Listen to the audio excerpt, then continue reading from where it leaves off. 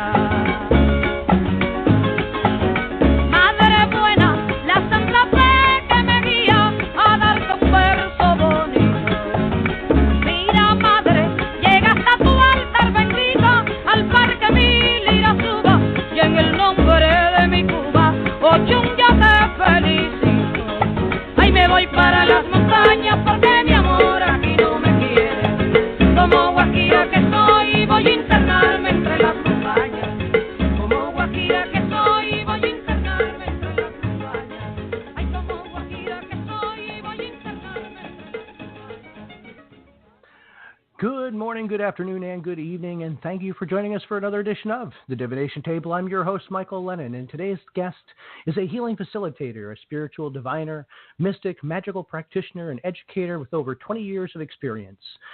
Leilani assists in the supporting of her community's spiritual growth by offering a wide range of services such as tarot and other forms of divination, blessings and cleansings, chakra and aura clearing, aromatherapy, perfumery, fumigation, as well as customized enchanted items upon request. So let us bring on our wonderful guest, the great goddess, Leilani. Hey, can you hear how me? You doing? I am wonderful. So glad to have you here finally. Me too. I'm so excited. Thank you so much for inviting me. I've been waiting for you to come on. I mean, I know we had some little hiccups, the previous time with some audio on the previous platform, so I couldn't wait to get you back on. So, for sure. How did you get into divination? Wow. That's always the story, right? How did we all do this? It's one of those things. Actually, divination was the pathway that kind of led me into the rest of my spirituality. So it actually started with divination versus, sometimes you hear a lot of stories about people with divination where it actually starts with their spirituality that then led them to their divining method. Right. But for me, it was the absolute opposite. So it actually started when I was about 12 years old. I was given a Rider-Waite deck, and, I was playing around with it and trying my best to memorize the book and, go through the whole thing that a 12-year-old kid would do. And so I remember, going out with my family one day to a Latin festival here in New York where they do it over by the Hudson River every single year in the summertime. Yeah, they got the food going, the live music, Puerto Rican flags, Cuban flags, Dominican flags, everything everywhere, people buying all kinds of stuff, dancing, having a good old time. And I was with my family, and I had, the blanket on the ground, and I'm just, playing with my cards and shuffling them and looking at the book and just practicing, basically. Up to this point, it was just that. It was just being a student of the cards and not really taking into consideration reading someone or experimenting on anyone just yet. And so a woman walks over to me, and she asks me if I read cards, and she starts speaking to me in Spanish. Now, unfortunately, I wasn't raised on the language, so right. I had to call my dad over, and I was like, Dad, can you come and translate because I don't really know what's happening. So she basically asked me if I was reading, and I said, yeah, I'm practicing, and she asked me to read her, and I was really hesitant. I mean, I was like, no, I haven't memorized my book yet, and I'm I've never read anyone, I don't know if I can, no, I don't think I should. And she's like, come on, try.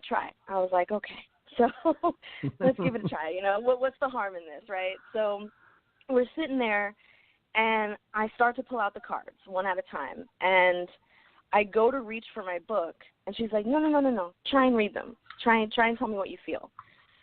So then I look at the cards, and I notice that they're all, health-related cards, and they're all upside down and they're not looking too good. And the minute I acknowledged what those cards stood for, all of a sudden I start getting this pain in my chest, and I'm having a very difficult time trying to breathe. My breathing starts to get heavy, and I'm just not comfortable. And I said to her, and obviously my dad is translating this whole time, and I said to her, I don't know what any of this means yet. I haven't memorized my cards, but I do know that I can't breathe, and I do know that all of your health cards, it's not looking good. You know, this is really not looking good. And she goes, okay, keep going. So then I just start staring at my cards, and I really just start meditating and thinking and trying to keep the image of her in my mind's eye and just go and go as deep as I possibly could. And then all I could just feel was just dread and doom and death. I just didn't feel anything good.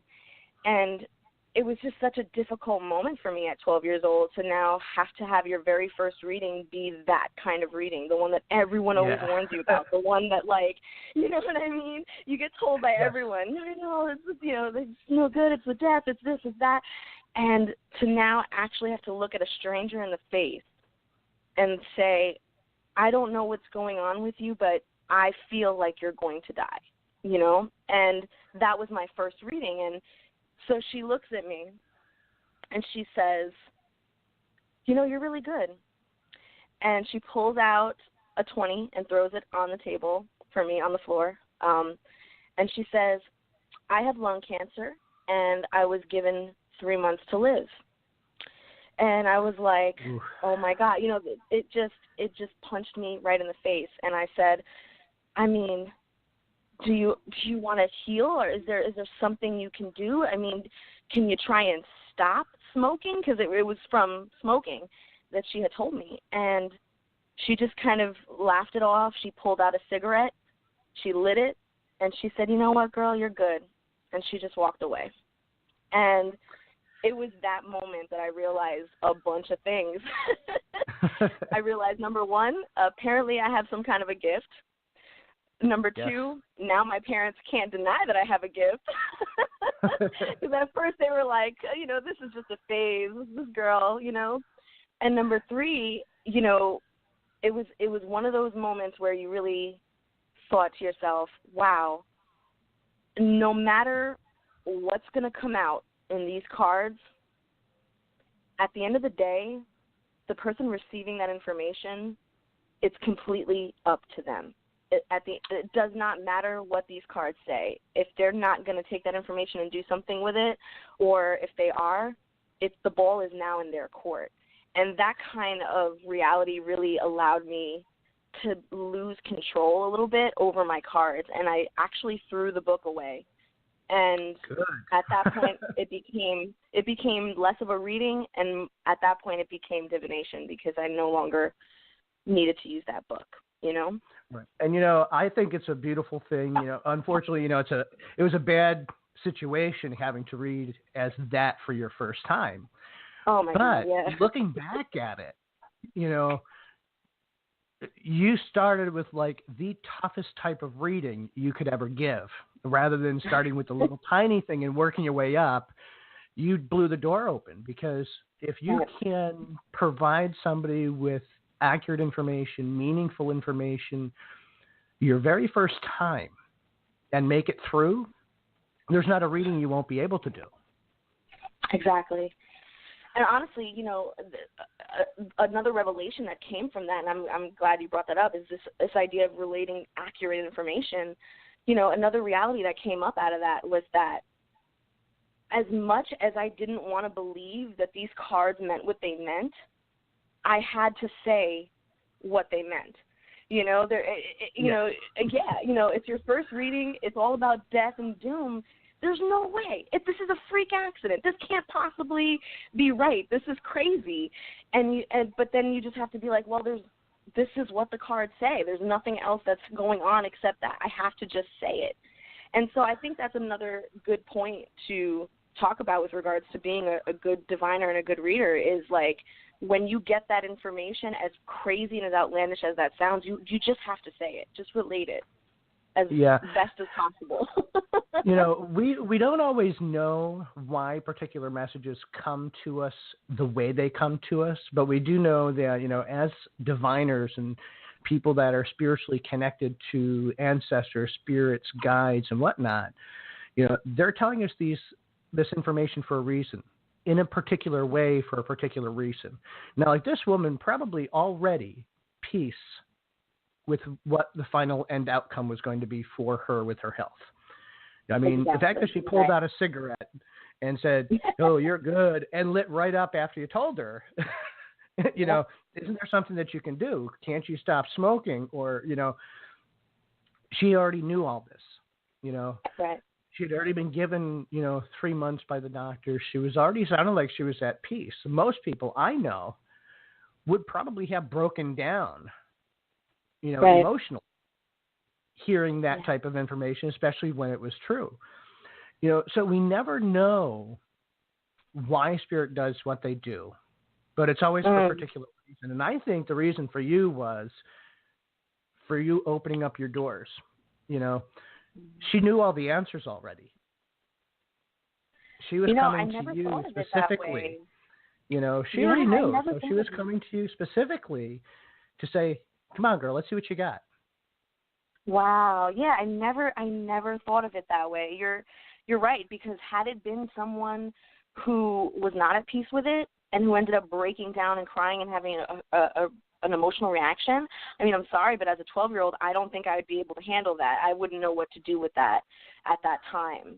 You know what I mean? You give me someone like that now, yeah, I can handle that, but at that age, no. So you're right. I think I never actually contemplated it like that this was given to me as a trial, and her reaction was exactly what it needed to be at that time. Yeah. Yeah, and not to mention that, but I mean, how many people walk up to a 12-year-old sitting on a blanket with cards wanting an actual reading? You know, there was a reason that spirit walked up to you and said, "Hey, I know you can't understand my language because you don't speak it, but I want you to do a reading for me anyway."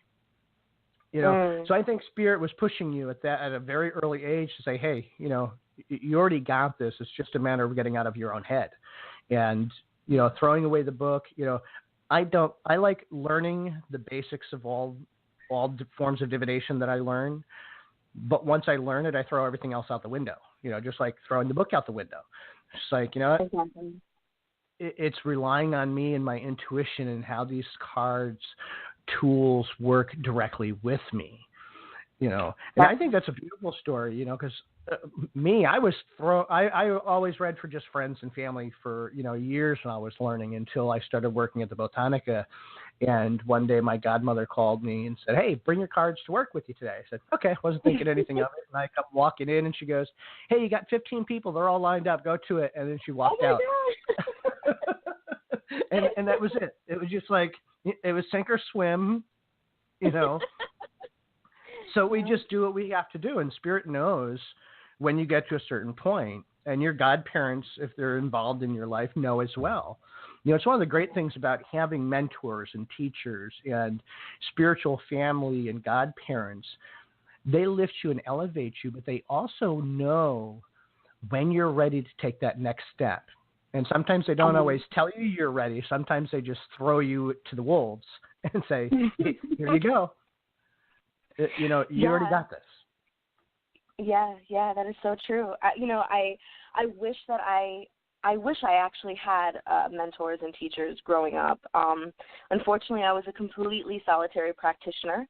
I was a child of nature. I spent my time underneath a willow tree every single day for the majority of my childhood, from the moment I woke my eyes up to the moment I went to sleep. And or I spent time in the woods and near the swamps, or climbing trees, or doing whatever. And honestly, at least at that time, those were my mentors and my guides and my teachers. You know, I had a very intimate relationship with nature, with bugs, with animals, with all kinds of stuff, with the patterns of the weather, the way the ground felt, feet tracks, things like that. And so I got a lot of, I was a loner as a kid, pretty much. You know, I did a lot of meditating out there. And so that's where I feel I got the interest in the mystical. because I was able to observe things in a different way from people. And then as I got older, and unfortunately, you become teenagers and you get interested in boys and you go off to college and now you're in the big city and you're wilding out. And that was definitely me. And while all of that was happening, I was so fortunate to have passed through the lives of, other spiritual elders and spiritual leaders in our community and mentors and guides who, even if it was a short time in my life, was able to teach me so much and allowed me to pick their brains. And I would sit at tables with them and just hours, days, just asking tons and tons of questions. And I was fortunate to have that. But honestly, throughout the whole process, it really was a very lone process. And I think that's probably why now that I've gotten to a certain point in my spiritual journey, I feel it's a responsibility to now turn around and see who's behind me and try my best to kind of pull them up with me so we can kind of go together, Exactly. Yeah, because it's all about right now. it's all about the lifting and the elevating. It's all about bringing people up to a higher level. Because, when I was young, I also started out as a solitary practitioner before I ventured into Egyptian magic and the Kabbalah and high magic, Celtic magic, and then the ATRs, Santeria and Haitian Vodou. I was always a loner. I grew up, studying on my own, studying myself, studying, cards and divination and crystals and healing and Reiki and therapeutic touch and it's so much fun. And now as I get older, it's just like, the spiritual community has given me so much that, I have to give back. It's just like they've pulled me through so many situations that there were days where I did not know what next month was going to hold, whether I was going to have a place to live, whether I was going to have a job, how long my car was going to last because it was on its last leg. And Spirit always found ways, through mentors and teachers and other people that elevated me and helped change my mindset spiritually. Yeah. That doors just open. I used to look at things just like, man, here comes another door closing up on me. And then another door would open or two more would open. Spiritually speaking, it's the mindset magically that we work with that we can look at things from a negative stand or we can look at things from the positive stand. And the moment we shift that view, things start to change. And it's just like divination, So what is your preferred method of divination? My preferred method is definitely tarot. Don't get me wrong, I definitely love, experimenting and working with other forms like the I Ching, geomancy, charming, things like that. But, the cards is where I started and most likely where I'll end. I have to say, though, my second most favorite form of divination, I don't know if you've ever seen or heard of the alchemy stones. I have not. It came out, I want to say, what year did it come out? I want to say that it came out in 2001. I'm not too sure, but it's basically a beautiful set of pure crystal stones that have the engravings of all of the alchemical symbols of that system. And you kind of do it in the same way as charming or bone reading, where you toss the crystals, or you can pull them out one at a time and do them in like a spread.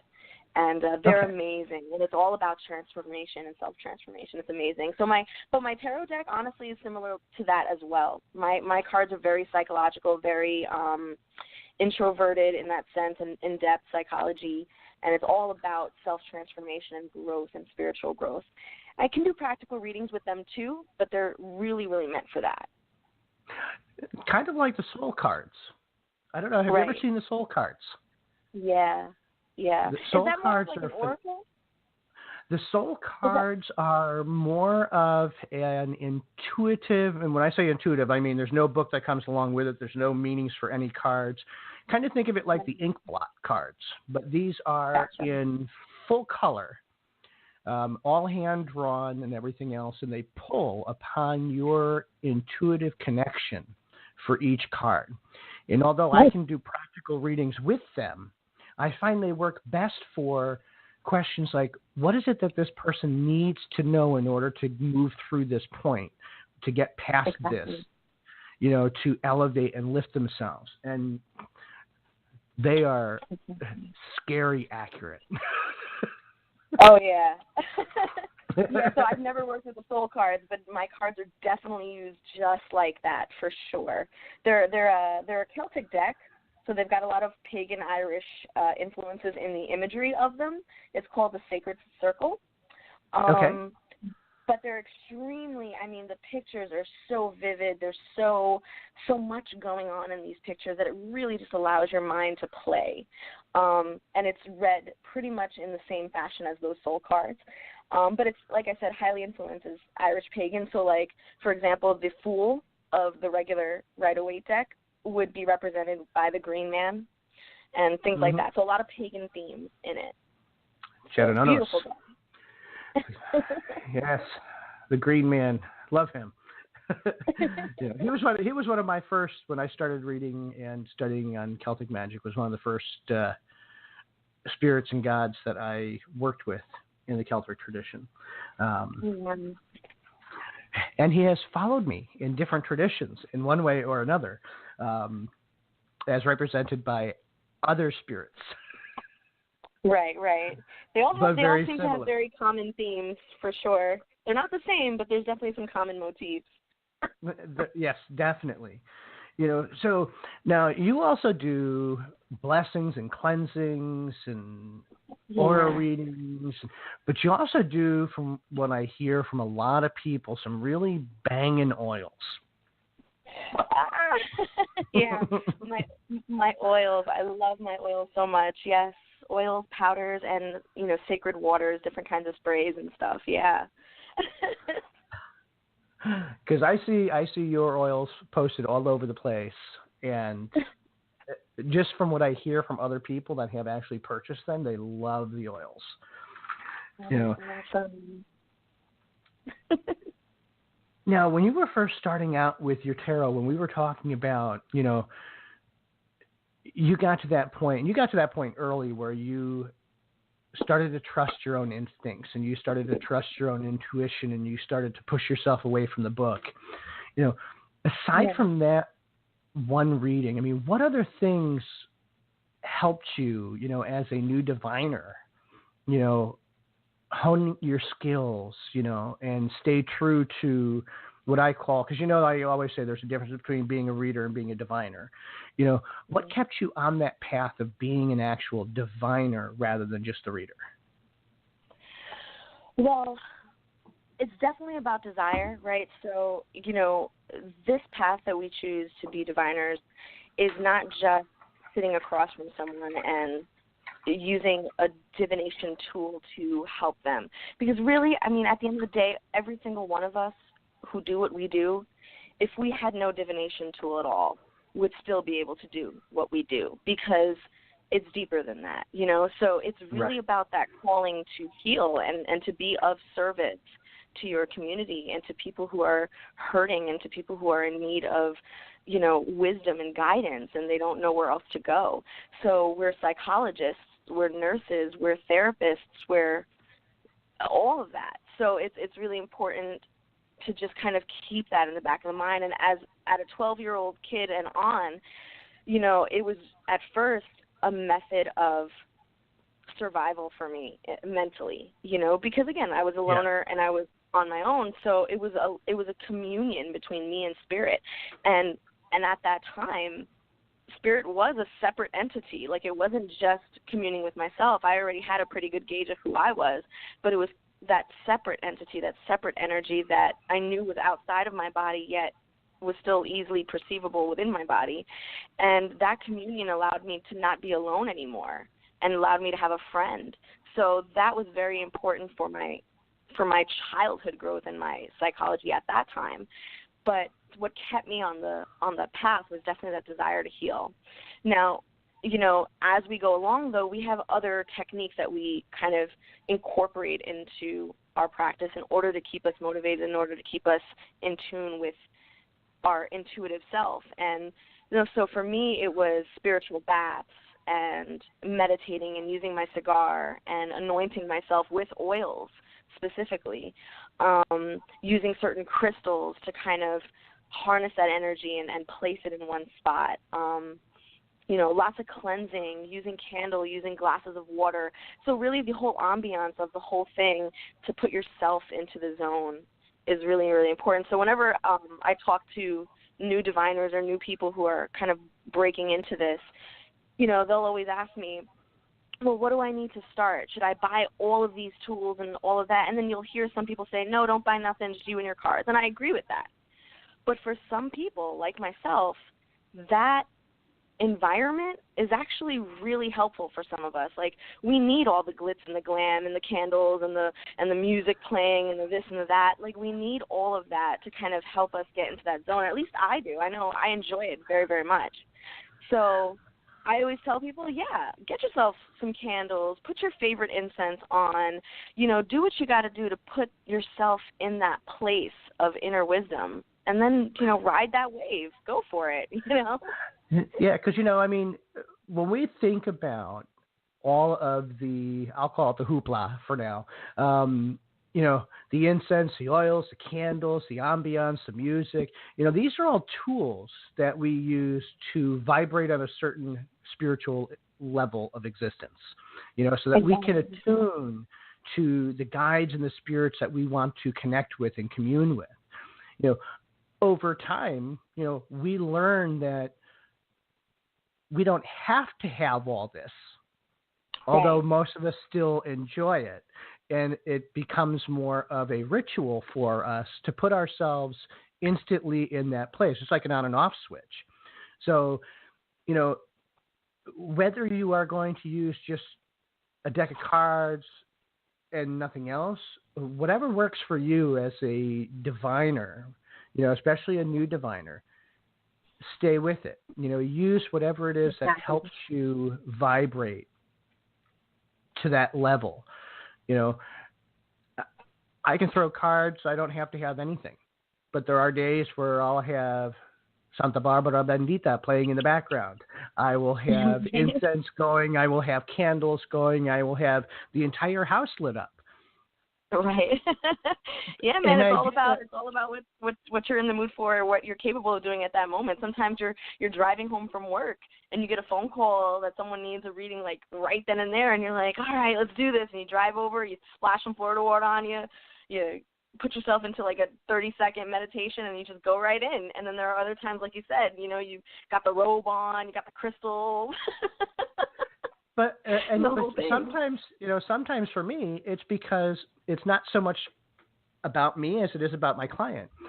Sometimes Spirit will tell me ahead of time that, hey, my client needs something extra. So I have to bring my full ensemble, spirits and guides and ancestors and whoever's going to work with me, and allow their spirits to come through at the same time. And sometimes they need it more than I do. Exactly. And I feel the same way about the cards too. How I said earlier, when you're a diviner, you technically don't need anything. I mean, if you lost your entire tarot deck today and all you were able to find was one card of that deck, you can still read 100 people with that one card differently and completely and catered to that person. And it's really important to know what it is that person needs. And like you said, sometimes you need the full-on show, and that's how I look at my cards. I look at my cards as, for some people, just a show for them, because they know that it's deeper than that. Right. Well, I mean, you're also, aside from being intuitive, you're also a medium too. You talk directly with spirit as well, and you pass spirit messages. So a lot of times, cards are there for the visual, and sometimes they'll give you a little click. Hey, here's a little piece, and then the rest of it's up to you and up to your connection with spirit. As new diviners and as we develop, we work with meditations, and we work with the incense and the oils and the candles. to pull ourselves out of our normal frame of existence in the mind. Correct. Because, our own mind can put us in places we don't want to be. And it's, no judgment. It's the judgment-free zone. Put our own mind outside of ourselves to allow spirit to communicate with us so that, we don't have to think. Because, good diviners don't really have to actually think about what's in front of them. They're the vessel. Exactly. And I mean, it's also about interpretation too, because sometimes you'll be given messages that you kind of have to unpack and peel away at in order to understand, because, this is what I call our spiritual dictionary and our spiritual library. I always tell my students and people that I work with, read everything, learn as much vocabulary as possible, learn as much dream vocabulary as possible. So really, work your dreams, be a part of your dreams, be lucid, record them, understand your images that you're given in dreams, look up different symbols and symbolisms for animals, flowers, whatever you can, learn it, because what you're doing is you're building your spiritual dictionary. So then when it's time for you to give a reading to someone, now spirit has a lot more words to work with and a lot more images to work with to communicate with you so that you can understand and be able to relay that message as accurately as possible. So to be a well-learned and to be a well-adjusted person so that the difference between your emotion, the person you're reading's emotion, and the emotion you're being given by spirit to relay to that person, so that you're able to distinguish between all three of those things, that can be very, very difficult for someone who hasn't taken the time to learn self-reflection and to give themselves the vocabulary necessary to interpret these messages. Exactly. Now, I have issues with dreams. I won't lie, because I haven't remembered hardly any dreams since I was a child. Oh, wow. Ever. Wow. And see, those are things that we would try to unpack, you know what I mean? That we would then try and analyze your childhood, what's up with all of that, we would go into that. But sometimes it isn't that deep. There are just people that I just don't dream, and that's okay. Well, you try oils, you try certain meditation methods before bed, but you know what? There are other ways of perceiving and other ways of recording that information. If you don't dream, cool. If you can't meditate and have visualization, cool. All right, we'll figure something else out, and that's the whole point, is that our ability to perceive spirit isn't limited to just our mind's eye and our visualization. It can be interpreted via our auditory senses. It can be interpreted via our tactile perceptions, which is how I do it. It can be done visually, where you actually see visual apparitions and images, like as if it's playing on a movie screen on the wall, and you're able to relay that information. There's so many ways in which spirit can speak to you that, whenever someone says, oh, I can't dream or I can't meditate visualization, hey, no problem. We'll just figure out where your strength is. How do you perceive spirit? And let's figure that out. Right, and that's an important thing, because that's one of the reasons why I brought it up is we're all different. Yeah. We don't all divine the same way, even if we use the same methods. I'm auditory, I'm visual. I don't dream. Once in a great while, I will have an actual dream, and I never understand it. And I'll mention it to you because I think it's funnier than hell. The other day, I had a dream that I was down in the Boogie Down Bronx back in the day when hip hop was first starting, when they have all the rap battles. Woo! And you know who appeared in my dream as Roxanne? Oh. Emily. Tarot by Emily. Oh my goodness. And I'm sitting there going, that's odd. Now, why is that? So I'm still trying to unpack that whole dream of, because I grew up listening to hip hop and rap, back in the 70s and the 80s, and it had a big influence on my life growing up. But out of the blue, here I have this hip hop dream down the Boogie Down Bronx, and Emily Munoz, Tarot by Emily, appears in my dream as Roxanne singing on stage. Yeah. Unfortunately, I'm horrible at dream interpretation, so I wouldn't be able to help you out with that. But I will say, whatever images you get, whatever is attached to specific feelings, whenever you can match two sensory modalities together is when you've got something, because that link between the two sensory modalities will help you to recall it a lot easier. So if you, for example, when you transport to New York City during the time of hip-hop, how does that make you feel? Or were there any smells associated with it? Or were there any sounds associated with it? And what you do is you begin to kind of piece those associations together so that now the next time you smell that particular thing or you feel that particular thing, you can then recall New York City and be able to give someone a location to a question that they were asking because you got that particular feeling or got that particular smell. So, or because you may not have gotten New York City right off the bat. And that's really important. So I always say try and match those modalities because that really, really helps. So for you, you were audio and visual, you said? Yes. Yeah, I'm audio and tactile. So I'll hear spirit, and the way that I do my readings is that I physically have to touch the person's hands. So for me, I get that information from the person via tactile perception. So it's not necessarily interpreting information by touch more than it is interpreting information by feel. And so once I feel like I've gotten everything I needed to get, that's when the auditory stuff comes in, that's when the visual stuff might come in, and I'll just start talking real fast. Or I'll have a bunch of images come in, and I'll have to kind of unpack them with that person. And that's how we go about doing it. Yeah, and it's always incredible, sometimes the way that spirit provides information.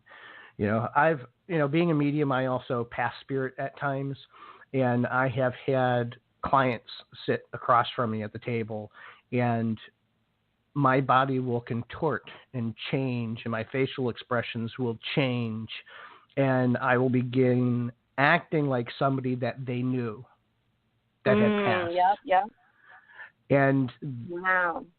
My voice may not change, but my language set does. Wow, and yeah. They know exactly who it is I'm talking to. And it's like when it first started, it was one of those that was kind of scary because I don't remember everything. Spirit wasn't fully in.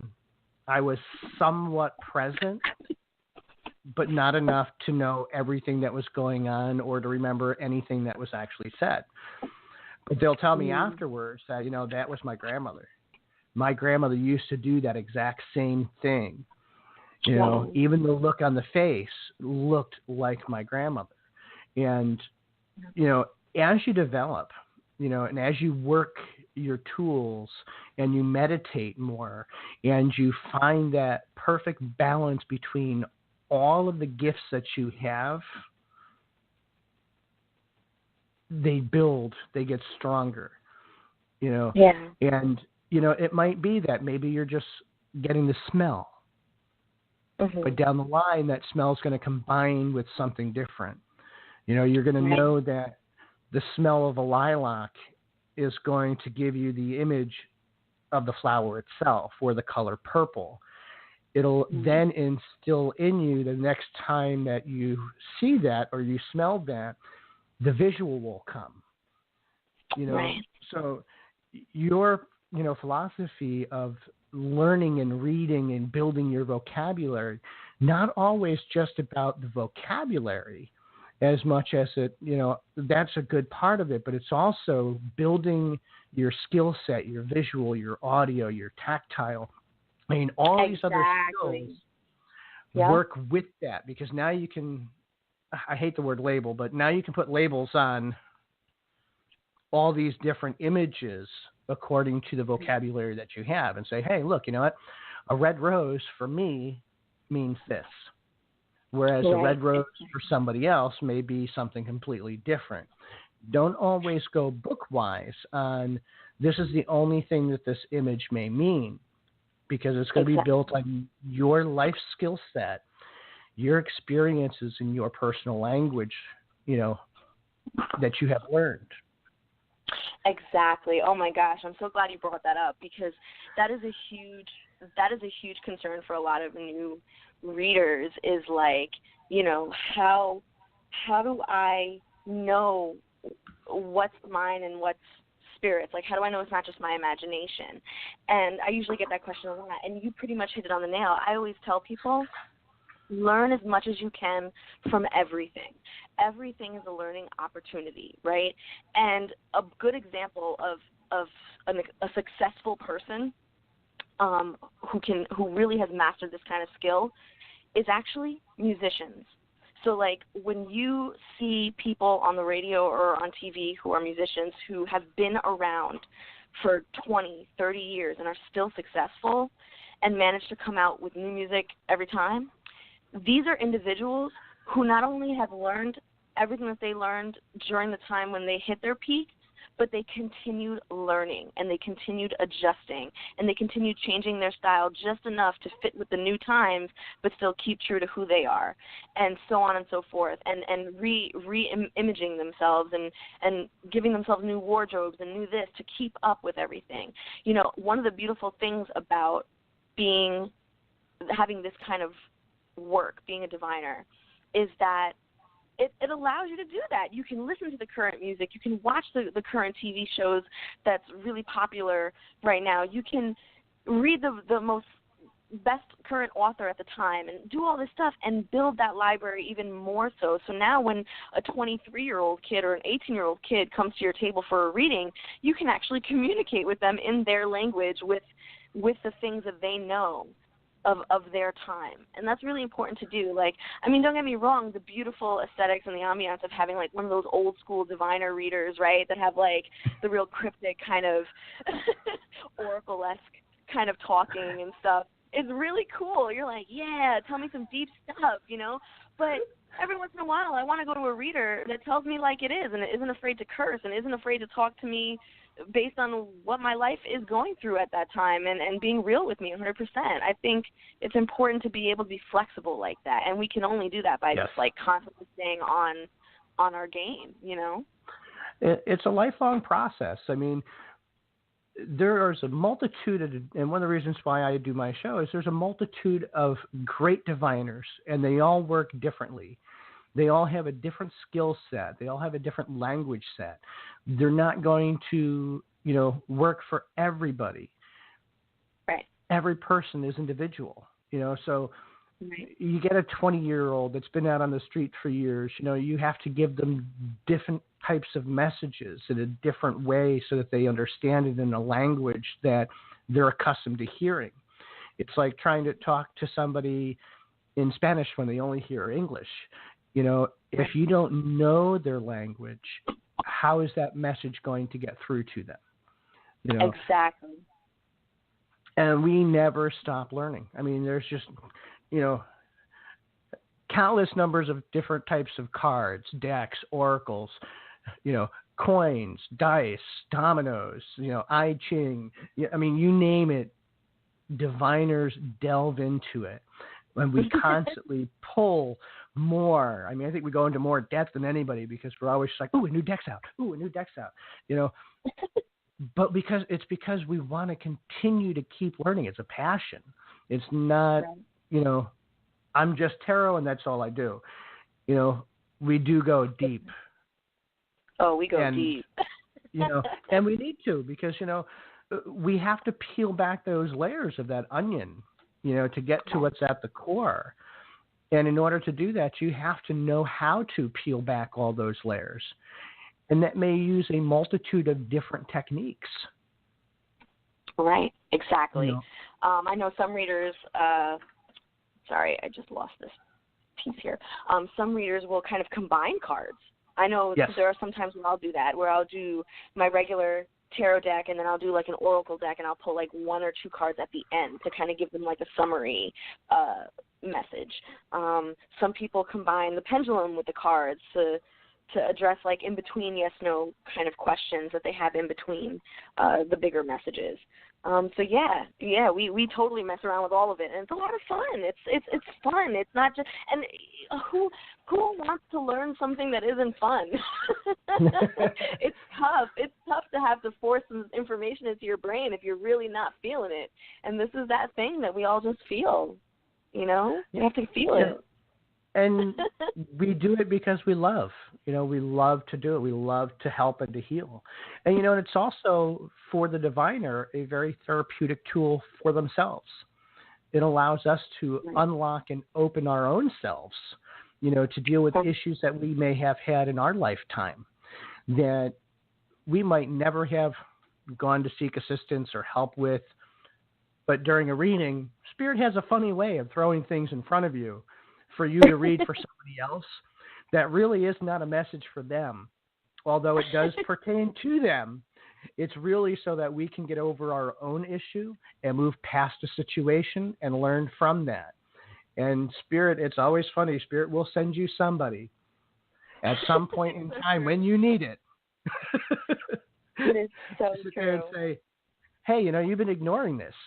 So now I'm going to put somebody in front of you that needs a reading on this exact issue. So now you cannot ignore this particular situation. And, now that we're forced to. Have you ever done like a full day of reading and noticed that there was like a theme among all of them? Oh my gosh, that is probably the most silliest thing that's happened to me, and it happens so frequently. If I know I'm gonna have a day of like any more than 6 people in a day, I know I'm gonna have some kind of a theme happening. and the important thing with that is to see what the theme is, because a lot of times when there's a theme, it also has to do with you. Exactly. So if I'm doing readings, I've had days where I've had 9 people in a row, and everybody needed to have cleansings done, whether they did their own or took a bath or whatever else. It also told me I need to go home and take a bath, because I might not have been doing that, and I may have been ignoring the fact that I also need to cleanse. Right. And if I don't take time out for myself, Spirit puts things in my path to say, hey, there's a reason why you're getting all of these. Right. Exactly. And it's so beautiful. It's just so beautiful how, like you said, how Spirit communicates. It's so beautiful. And I just realized that I never got a chance to actually answer that question about when the student asks, how do I know it's me or just my imagination? Like, how do I know it's Spirit or just my imagination? And I think you hit the nail right on the head in terms of just, you first of all, you just know. It's an unmistakable it's an unmistakable kind of feeling that is associated with getting messages from Spirit. You know that's not you. But it's also, they also play themselves over and over again. If they're trying to give you a message and it is Spirit, and you're dismissing it, they'll put it in your path multiple times saying, hey, here's this message again. Here's this message again. We just had a discussion in my group. I don't know. Oh, you're in my group. Yeah. So my group, the Magickal Solution, This Is How We Grow on Facebook. Yes. We had a discussion about that not too long ago, where we talked about signs and omens and getting messages from Spirit, whether that's through divination or just out in the world when you're out and about. And you get that question every time. How do I know really from Spirit, or if it's just me reading into something that it just could be nothing? And one of the big pieces of advice I love to give is this theory of displacement. This idea that when you get an omen or you get a sign from Spirit, it's not only unmistakable, but the reason why it's unmistakable, it almost seems miraculous in some cases, is because whatever that sign is or that omen is, it's not supposed to be at that place at that time. It's displaced, right? So, for example, a lot of times when someone passes away, right, and someone goes outside and they see like a dove feather, they associate that with the person who passed away, and they're like, oh, this person is visiting me, or, oh, that's a sign from so-and-so. And, a lot of times I'll get that, this person communicates with me via this. And I'll be like, okay, what are the circumstances happening around that when you get that sign.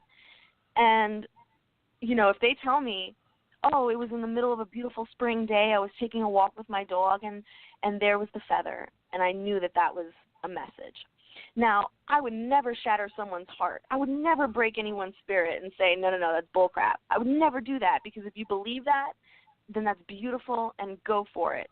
But I always assess the situation, right? So to me, yeah. a feather on a spring day out on a beautiful sunny day is not uncommon. However, if you were going downstairs in your danky, dark, windowless basement to go do laundry and you find a white dove feather, then it's displaced. It's not supposed to be there. That is something that is very odd and is most likely a message from spirit. So, yes. you know, those are like kind of little tricks and tips that I love to give people, you know, to help them sort of keep one foot in reality, you know, that sometimes things can be explained away. Right. And, you know, it's one of those things that often, I'll say we, because a lot of us do it, will look for signs. Right. You know, so we're not just out experiencing life, going through our everyday, day-to-day things, and then we just happen upon something that could be a sign. A lot of times people are actually looking for signs. So anything that pops up, you know, they will take as a sign. Me, right. I've always been the one to dismiss everything. So if I'm out and I happen to see, you know, a dime, now, you know, the feeling in my family is dimes represent my aunt, whose house I live in. She was always saving money. She was always saving dimes, saving change. And every time we found a dime in the house that shouldn't have been where it was supposed to be, it was a sign from her that she was here and that she was with us. Now, if I'm out and about and I happen to see a dime on the ground, I will automatically dismiss it because it's outside, it's on the ground. People lose money, people lose change all the time. Constantly keep finding dimes in my path. Mm. Then I reassess everything because right. just one thing for me, call me Debbie the Doubter, does not show me a sign. You know, spirit has to basically bop me on the head. You know, in order for me to pay attention. Yeah, you know. So we have a member in our chat group, Tina Amandalari. I butchered her name. I'm sorry for that. That is my beautiful goddess, Tina. She has been my diehard loyal fan since day one, and I love her so much. Well, she loves you too. She says that, you know, the Magickal Solutions, This Is How We Grow, is the best group of people on Facebook. You can ask about anything and get honest feedback without judgment. And that's one of the things I love about your group as well is there are so many people that are invested in giving honest feedback, and they can also have debates, you know, right. from a positive standpoint, because everybody has their own view on how things are for them in particular. But right. they're the nicest people. There's, you know, I don't see head bashing, big egos. I mean, they are some of the best people that I see that communicate in groups about sharing and helping people to grow. And Tina also says, love you too, goddess. Now, you're also the gray goddess. So explain to us what that term actually means for you. Because, I mean, I know I understand it, and some people may and some people may not. Well, so the gray goddess is a spiritual name that I had given myself many, many, many years ago because I'm very much about representing, you know, so I'm all about what you see is what you get. I'm not the kind of person who likes to play games and you know, do the small talk and all this other stuff. What you see is what you get with me. And so this name allowed me to just show who I was. So the word goddess for me, I think is just symbolic of just all women and all people in general. I think we are all gods and goddesses, a pretty generic standard definition of why I chose that. We're all gods and goddesses. We're all divine in our own right, and that is something that we just need to embrace, or at least I feel I need to embrace, right? And then the word gray, I think this is where my spiritual name gets a little bit more deeper, at least for me. The word gray represents a couple of things. Number one, it's my favorite color, but number two, it's representative of nature and witchcraft in general, the craft and the art. But it represents nature in the sense, because normally, when we learn about associations, the four quarters, the colors, the archangels, all this stuff, whenever we learn about associations, we learn that earth or nature is the color green or yes. brown, and we usually associate those colors with nature. For me, I associate nature as gray because nature is the most beautiful thing to experience. And when I talk about nature, I'm not talking about just Mother Earth. I'm talking about the entire known and unknown cosmos. And for me, this known and unknown cosmos, and specifically this planet Earth, is so beautiful, but it's also so monstrous and ugly. It's a jungle. It is. It will rip you to shreds, And that's one of those things that you have to cope with. You have to be okay knowing that this is the world we live in. And that's a tough thing for a lot of people. A lot of people love to be all butterflies and sunshine, and I don't want to talk about the bad, and the word hate is a strong word, I don't want to use it.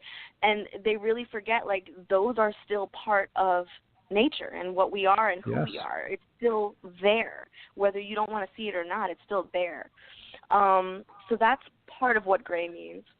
Another part of what gray means is, to me, it's God. And I know that this might seem kind of blasphemous to a lot of people, because when you think of God, you think of purity, you think of goodness, you think of white, the color white, and cleanliness. You think of all the things that represent just pure, good holiness.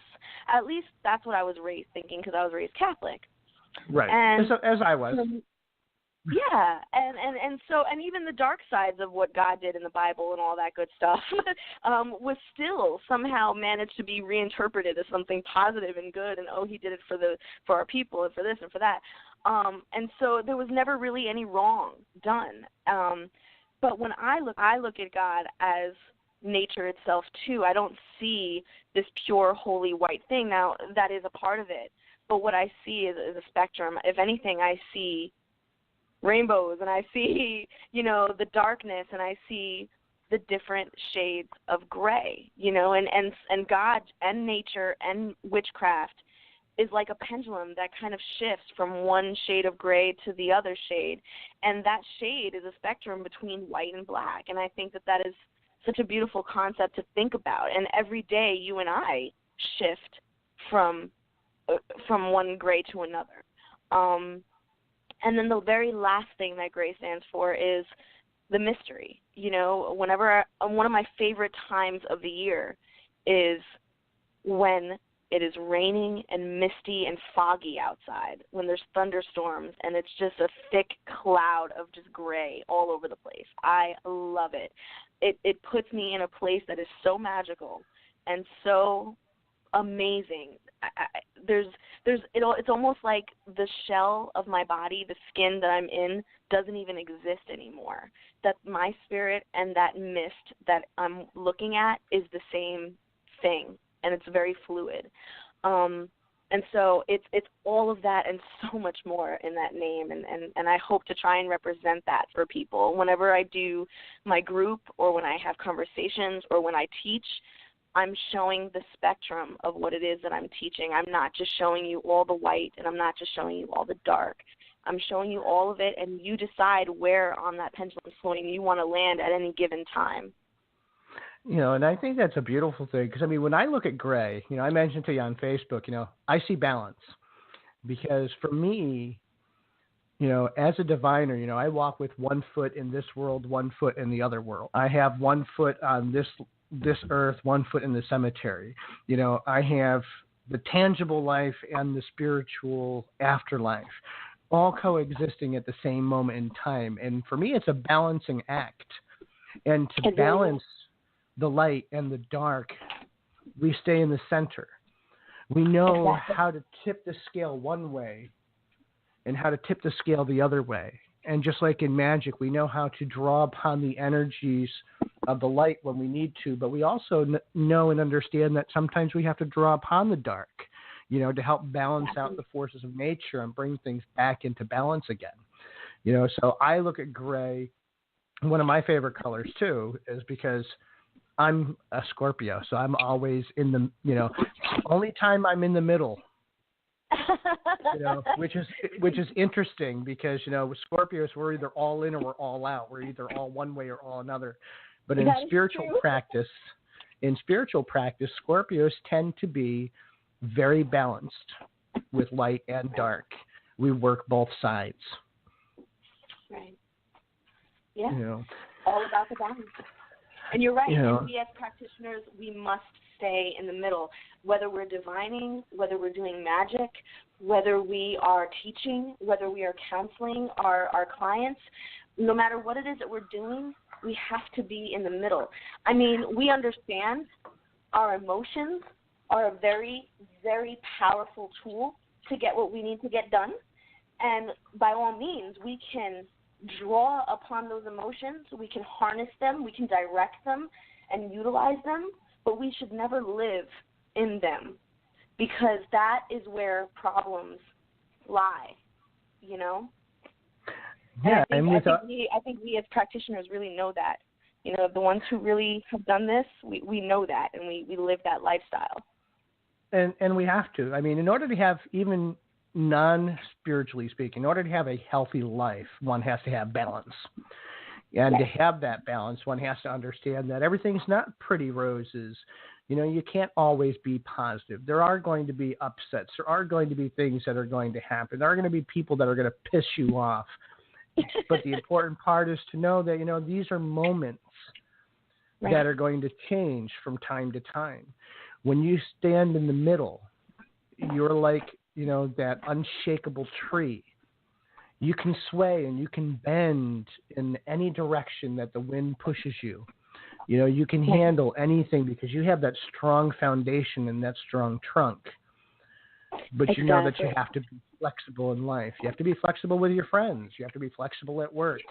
You sometimes you have to show that angry, miserable side of you. Sometimes you have to be the sweet side of you. So it's all different. But it's the balancing act that we all go through. Exactly. And it's funny because I actually get a lot of, jokes being made by my friends and family, people who know me really well. And they'll say, "Oh, Leilani, you're so full of crap. You're always laughing all the time and being super joyful and, always cracking jokes and being silly. Like, what balance is that?" And, because they assume that joy is associated with some kind of an emotion that we would have to explain in some way, that it's the opposite of hate or, being angry. But it's not. To me, when I look at joy, I don't look at it as an emotion. More so, I look at it as literally a state of being.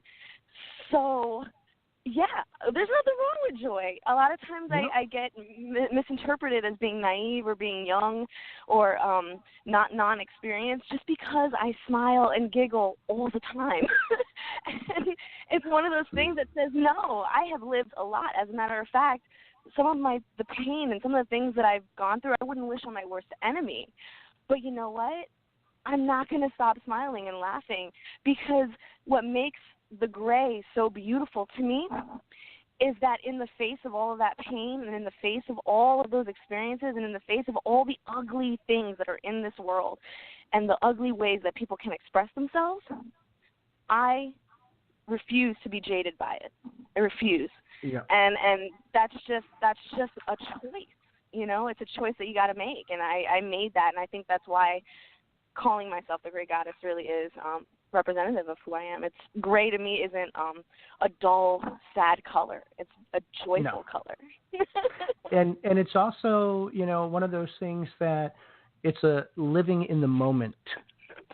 With everything that goes on and all the bad things that happen, or even all the good things that happen, we live in the moment itself. Car could hit us tomorrow, but you know what? For right now, I'm living in the moment. This bad stuff just happened to me, but right now I choose to live in the moment. I choose not to allow this to really affect me or who I am. Exactly. So what tips would you give to newbies that are just getting on the path of divining? Any tips or things that you would recommend them to do to help better their gifts? Honestly, it really is about relationships. And I mean this in regular day-to-day life and also in your divination life. It's about relationships. So build a relationship with your cards. These cards can be a living, breathing system for you if you allow it to be. You can give them a personification. You can even give your deck a name if you want to, if it helps to give you that feeling. But allow yourself to have a relationship with your cards and give your cards life, because and you'll feel it. It's one of those things. Like, I don't know if you've ever experienced this, but have you ever just had an off day? Just an off day of reading, and you're not getting nothing right, and nothing is vibrating, and your deck feels dead. Your deck feels like it is it's just a dead weight. And then you go and you cleanse your deck, and you cleanse yourself, and like the minute you do that, it's like boom, boom, boom, boom, boom, it's speaking again. And that's the same concept. It's a relationship that needs to be nurtured and cared for, like as if you were watering a plant. And if you do that, your deck will literally communicate with you. It'll know when you're not right. You'll know when it's not right, and it becomes this interplay between the two of you.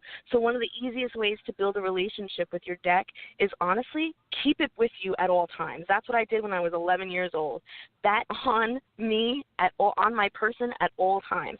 The minute I sat down, the minute I was in between something, the minute I had to myself, I was shuffling them, I was playing with them, I was looking at them, and it's just building and spending time with your cards, sleeping with your cards underneath your pillow, pulling out 1 card to 3 cards a day, and allowing those cards to be associated with experiences that you have throughout the day, so that you build that relationship language between you and your cards as well.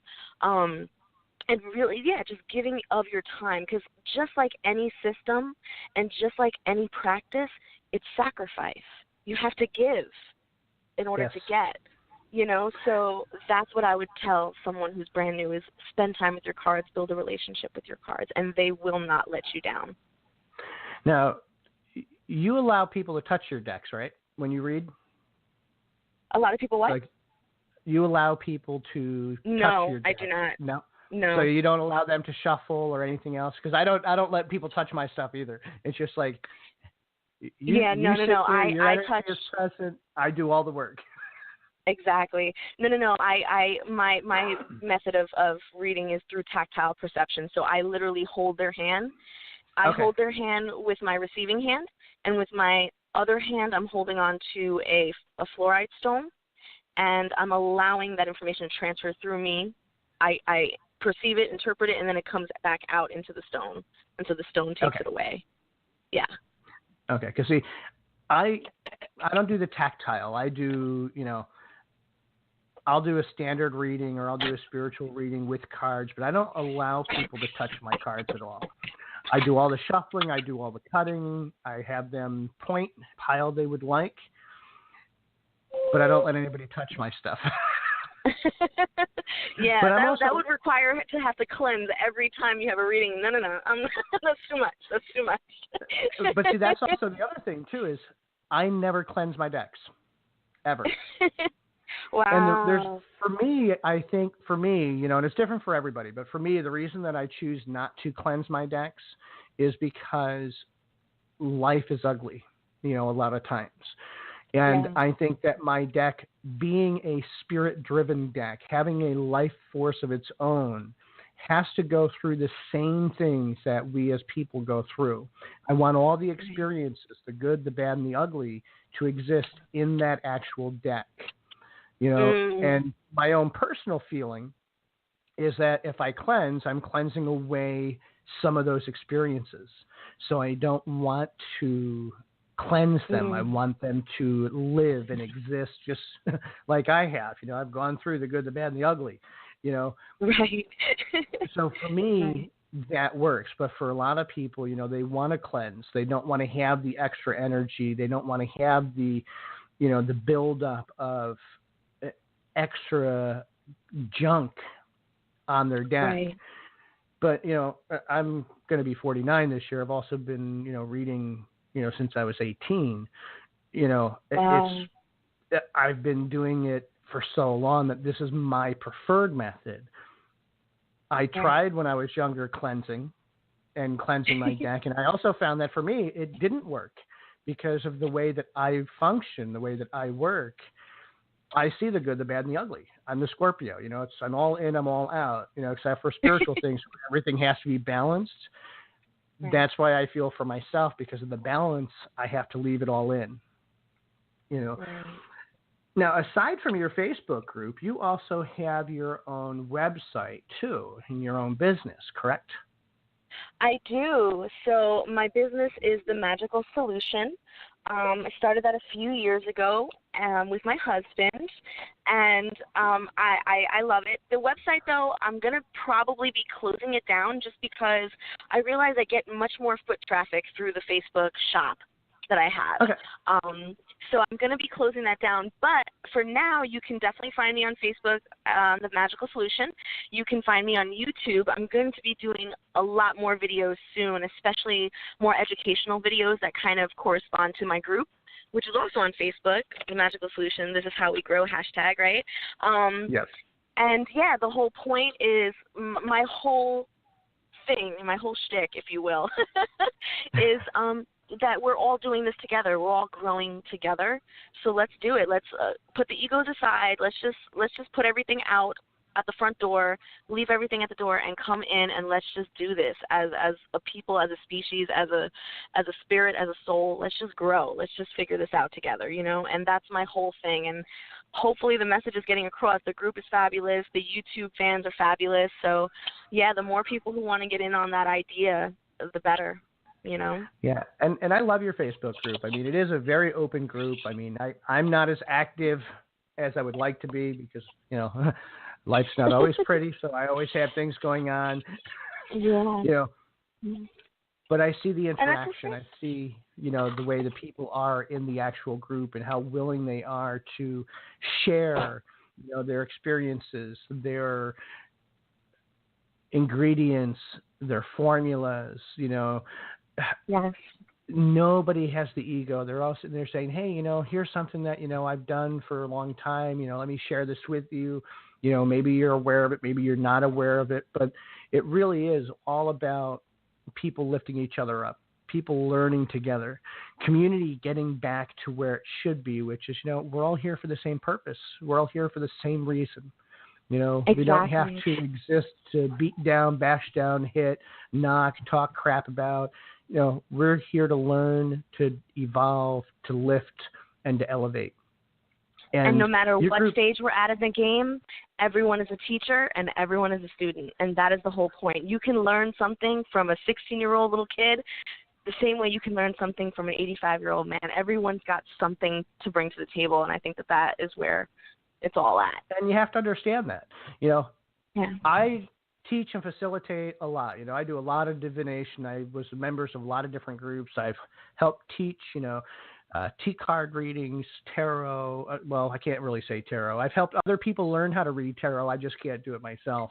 I just can't click with them. But right. I have also had students of mine from years ago come back and teach me things. And, wow. I think it's phenomenal to be able to sit there and see people that you have helped elevate come back to you to show you where they are. and to say, hey, look, have you ever looked at things this way and shown you something completely different from what you're used to doing? And you're like, right. wow, the student Yeah. has become the teacher. I feel like Right. Bruce Lee. But it's a beautiful, It's beautiful. thing because, Yeah. and that's the thing is, I don't take anything to heart. Like, I love to see them grow. Right. I love the fact that I was a part of their growth. And when they have Yeah. surpassed me and shown me other things, it puts me in even more awe, that they have so taken awesome. it and run so much with it, Yeah. So what role do you And feel like the ancestors play in divination? everything. There's not one reading that I give that an ancestor or someone from their family comes up, or part of their spiritual court. It's necessity because those are the energies that are constantly guiding them and are in their lives and witnessing everything and has opinions on everything that they're witnessing. So it's like, here's the opinions of the people and the energies and the spirits that are on your team that are fighting for you and that are protecting you and that are there. Here's what they think. And again, these are situations where you can take what they say and run with it because, again, the ball's in your court. You can ignore it and disagree with it, whatever you want, but here it is. And it's so very vital to their growth. And I agree. I mean, there's always been a thing going around on Facebook about, the importance of ancestors or not the importance of ancestors, or working with the ancestors or not working with the ancestors. And, when you're a diviner, now readers are different. Readers, to be a reader, you don't have to have a connection with ancestors, but to be a diviner, you really do have to have a deep understanding of ancestor reverence, of working with your ancestors, communicating with your ancestors, and developing a relationship with your ancestors, because those are your guides. We're not talking spirits or Loa or the Orisha or, we're talking your blood ancestors, the ones that made you, that carried your bloodline for centuries, that make up who you are, and they always are there to communicate with you. Mm-hmm. And a lot of times the behaviors that we go through, the experiences that we go through, there's nothing new about them. I mean, yeah, it's happening in a different time, in a different place, and with different characters. But at the same time, we all know what love is like. We all know what pain is like. We all have experiences of loss.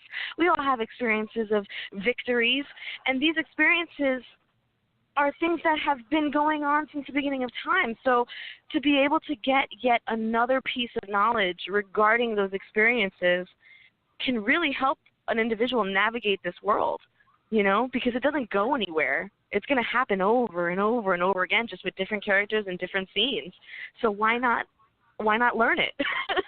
Yeah, because I mean, and I like when the old ancestor comes through, because they don't play. Yeah. they don't look at things like we would in this day and age and try to find, a soft approach or try to find sweet, loving words. They just come right down and say, look, this is it. Right. Period. Like, point blank, end of story. I don't need to understand your exact predicament. I understand you have pain, but this is what you need to do. Right. But that's the way, some things are. I did want to take a mention because, of course, we had Tina in the group. We just had somebody that popped in and left a little while ago, and I couldn't catch their name on time. But I did want to make mention of, an upcoming event coming up in September, the 29th and the 30th, the Mile High Conjure Gala. The second annual Mile High Conjure Gala, with the Master of Ceremonies, Candelo Cambisa at the historical Lumber Baron Inn, right in the heart of Denver, Colorado, where seminars will be given by esteemed practitioners of, but not limited to, root work, conjure, and other paths. Presenters include Candelo Cambisa, Beverly Smith, Professor Charles Porterfield, Michelle Jackson, Ambrosine Legree, Professor Ames, Michael Cardenas, as well as Hoodoo Senmois. There's an optional gourmet paper bag lunch available upon request as well. Again, this is on September 29th and 30th of this year. You can find out information on the conjuregala.com, or I should say just conjuregala.com. If you're interested in finding out. And also check him out, Candelo Cambisa, on Spreaker.com for It's 12 O'Clock Somewhere. His daily show, the longest running spiritual show on the radio to date. How would our lovely audience members, what's the best way for them to get a hold of you or to reach out to you? Should they want a reading or find out about your products or, services that you offer? Yeah, well, first I just want to make a comment about that Conjure Mile High Gala. What a lineup. Those individuals are amazing, amazing individuals. And if anyone could get a chance to go out and be a part of it, I highly suggest you're learning from the best. And as far as I go, you can reach me in my email, The Magickal Solution, and that's Magickal with a CK, at gmail.com. You can find me on Facebook. You can find me on YouTube. You can find me on Twitter and everywhere else with the same hashtag. And as far as my products go, I formulate amazing, amazing magical oils, powders, and sprays, waters. I also do a few curios, but at the end of the day, it's really about what you need. So if you have something specific you want me to make you, I will totally do that. You just have to give me a minimum of 6 weeks to get everything, really steeping and good, and so just let me know. And that's it. I'm just so excited that you brought me on to the show. It was an amazing conversation. I feel like we touched upon everything. It was just so much fun. Oh, I loved having you. So what other things do you have coming down the pipe? Because I also know you do little fairs and festivals and, little pop-up venues. So what else do you have in store? Yeah, so I do a lot of local vending events. So I always have tables out at the festivals in my area, which is the Hudson Valley of New York. I'm also a singer, and I have a band, and I'm constantly doing performances. So September is going to be a very, very busy month for me. Not only is it my birthday on September 15th, but I'll be performing. Thank you. I'll be performing every single weekend in September, as well as doing a couple of vending events in the local area. So if you're in the Hudson Valley, just check on my website, The Magickal Solution, to see all of these events. And if you're into just music and want to come see me in my band, our band is called Outside the Box, and you can find us on Facebook to see where we're performing. So yeah. And she got a voice on her, because I stalk everybody, so Oh my God. I stalk everybody. Thank you. That's how I get people on my show. And you do have a beautiful voice. I've actually listened to you, and I've actually saw some of your videos with some of your songs on them. I do stalk people all the time, not in a freaky, strange way, but always in a good way, So thank you. I did want to touch base on one thing, because I won't get into details about anything. I just wanted to sit there and say that a spirit is telling me that something is coming for you, and to just hang tight, not to worry. Things are being put into place for this to come to you. Awesome. I'm not going to say what it is. I think you already have an idea, and you already know what it is. I totally know. I'm so excited. Spirit says it's a sensitive nature. Right. So Spirit is saying not to go too in-depth as to what it is, just to let you know that things are being put into place and things are pulling to bring this to you, and to hang on. Thank you so much, Michael. That means so, so much. Thank you. You are very welcome. Was there anything that you would like to say, to our members and our listeners today, before we end our wonderful show today? Trust yourself. Simple as that. When it comes to divination, when it comes to the art of divination, and when it comes to the service of divination, your job is one job only, and that's to serve and to heal and to be healed by this process. So trust it and trust yourself, and you'll be just fine.